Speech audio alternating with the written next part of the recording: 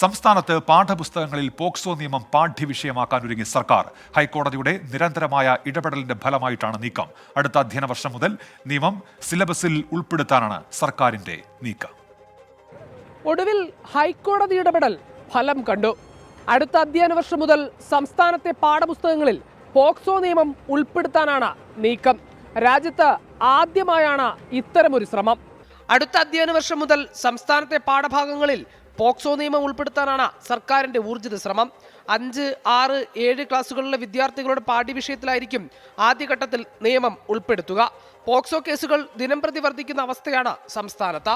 ആൺപെൺ വ്യത്യാസമില്ലാതെ കുട്ടികൾ ലൈംഗികാതിക്രമത്തിന് ഇരയാകുന്നുണ്ട്.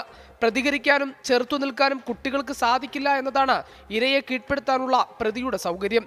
ഈ സാഹചര്യത്തിൽ പോക്സോ നിയമം കുട്ടികൾക്ക് നീതി ഉറപ്പാക്കുന്നു. തീർച്ചയായും അത് പാഠപുസ്തകത്തിൽ ഉൾപ്പെടുത്തേണ്ടത് ആണ്. കാരണം ചെറിയ കുട്ടികൾക്ക് 6ഉം 7ഉം ക്ലാസ്സിൽ പഠിക്കുന്ന കുട്ടികൾക്ക് അതിനെപ്പറ്റി മനസ്സിലാക്കാനും അവർക്ക് അതിനെ പ്രതിരോധം ചെയ്യാനും സാധിക്കും.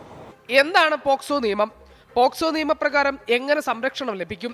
എന്തെല്ലാമാണ് കുറ്റകൃത്യങ്ങൾ തുടങ്ങിയ സങ്കീർണ വിഷയങ്ങൾ കഥ പോലെ കുട്ടികൾക്ക് മനസ്സിലാകുന്ന രീതിയിലായിരിക്കും പുസ്തകങ്ങളിൽ ഉൾപ്പെടുത്തുക.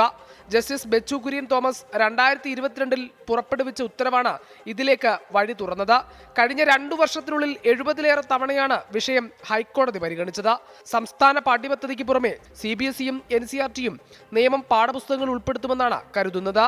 ഇപ്പോഴും കൃത്യമായ ലൈംഗിക വിദ്യാഭ്യാസത്തെക്കുറിച്ച് അറിവ് നൽകുന്നതൊന്നും നമ്മുടെ പാഠപുസ്തകങ്ങളില്ല.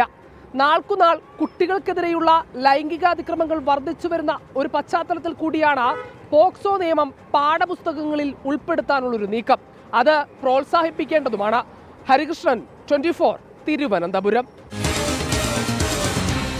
പൊതുജനം കഴുതയല്ല സാർ. പാഠപുസ്തകങ്ങളിൽ സർക്കാർ ഇത്തരത്തിൽ ഒരു മാറ്റം കൊണ്ടുവരാൻ കാരണമുണ്ട്. കുട്ടികൾക്കെതിരായ ലൈംഗിക അതിക്രമങ്ങൾ വർദ്ധിച്ചു വരുന്ന പശ്ചാത്തലത്തിലാണ് സംസ്ഥാന സർക്കാരിന്റെ ഈ തീരുമാനം വരുന്നത്.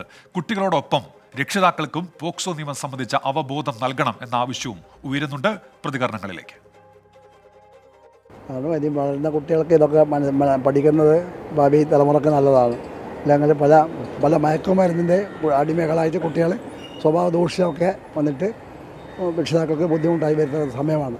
അപ്പോൾ ചെറുപ്പത്തിൽ തന്നെ നല്ല കാര്യം പഠിപ്പിച്ചാൽ ഇനി വരുന്ന തലമുറ നല്ലതായി വളരും. നല്ല കാര്യം തന്നെ. പഠിക്കുന്നിടത്തും നല്ല അധ്യാപകരും നല്ല ഇതുണ്ടാവണം. അങ്ങനെയല്ലേ ഉണ്ട്. പാഠപുസ്തകത്തിൽ മാത്രം ഉൾപ്പെടുത്തിയിട്ട് കാര്യമില്ല. വേണം. ഇപ്പോൾ എല്ലാവരും അപ്പോൾ അറിയുമല്ലോ കാര്യങ്ങൾ, അതിനെക്കുറിച്ചൊക്കെ കാര്യങ്ങൾ എല്ലാവരും അറിയുമല്ലോ. അത് നല്ല രീതിയിലുണ്ട്. ആവശ്യമാണ്. കുട്ടികൾക്ക് ചെറിയ പ്രായത്തിൽ തന്നെ അവർക്കുള്ള നിയമ എന്താ പറയുക പരിരക്ഷയെ കുറിച്ചിട്ടൊക്കെ അറിയുന്നത് വളരെ നല്ല കാര്യം തന്നെയാണ്. ചെറിയ പിള്ളേരാകുമ്പോൾ അവർക്ക് അറിയുന്നില്ലല്ലോ. നിഷ്കളങ്കമായ പിള്ളേർക്ക് ഇതുപോലുള്ള കാര്യങ്ങൾ നമ്മളല്ലേ പഠിപ്പിച്ച് കൊടുക്കേണ്ടത്. നമ്മളത് പറഞ്ഞു കൊടുക്കുന്നത് വലിയ ഒരു നല്ല കാര്യമായിട്ട് തന്നെ തോന്നുന്നു. അപ്പോൾ അങ്ങനെ ആ നിയമവശങ്ങൾ അറിഞ്ഞ് ആ നിയമത്തെ അറിഞ്ഞ് കുട്ടികൾ വളരട്ടെ എന്നുള്ളതാണ്. പ്രസാദ് ശിവാനന്ദൻ പറയുന്നത് അത്തരത്തിൽ നിയമം പഠിപ്പിക്കുന്നത് നല്ലതാണ് എന്ന് പറയുന്നു. അധറു എന്നുള്ള അക്കൗണ്ടിൽ നിന്നും നിയമം പഠിപ്പിക്കൂ എന്നാണ് പറയുന്നത്. വിദ്യാർത്ഥി രാഷ്ട്രീയവുമായി ബന്ധപ്പെട്ട് നമ്മൾ നേരത്തെ നൽകിയ റിപ്പോർട്ടിൽ ഇപ്പോഴും പ്രേക്ഷകരുടെ പ്രതികരണങ്ങൾ വരുന്നുണ്ട്. ഭാഗ്യരാജ് കേറെ പറയുന്നു കോളേജിൽ പോകുന്നത് പഠിക്കാനാണ്, അവിടെ രാഷ്ട്രീയം വേണ്ട എന്നാണ് അദ്ദേഹം പറയുന്നത്. സാമുവൽ പറയുന്നുണ്ട് പൊളിറ്റിക്കൽ പാർട്ടീസിന്റെ ആവശ്യമില്ല ക്യാമ്പസിൽ എന്നാണ് അദ്ദേഹത്തിന്റെ അഭിപ്രായം. ബിസിയ എന്നുള്ള അക്കൗണ്ടിൽ നിന്ന് വരുന്ന പ്രതികരണം ക്യാമ്പസിൽ രാഷ്ട്രീയം ആവശ്യമില്ല എന്നുള്ളതാണ്. അബ്ദുൽ ഖാദറും പറയുന്നത് ക്യാമ്പസിൽ രാഷ്ട്രീയം വേണമെന്നാണ് അബ്ദുൽ ഖാദർ അഭിപ്രായപ്പെടുന്നത്. ഷൈജ പറയുന്നൊരു കാര്യം ശ്രദ്ധേയമാണ്, രാഷ്ട്രീയമല്ല രാഷ്ട്രീയ അവബോധമാണ് വേണ്ടത് എന്ന് പറയുന്നു. അങ്ങനെ ആ വിഷയത്തിൽ ഇപ്പോഴും പ്രേക്ഷകരുടെ സജീവമായി ഇടപെടലുണ്ടാകുന്നു, പ്രതികരണങ്ങൾ ഉണ്ടാകുന്നു. ഏതായാലും ഇക്കാര്യത്തിൽ കോടതി ഇനി എടുക്കാൻ പോകുന്ന തീരുമാനം പ്രധാനപ്പെട്ടതാണ്. സർക്കാരിനോട് കോടതി നിലപാട് തേടിയിട്ടുണ്ട്.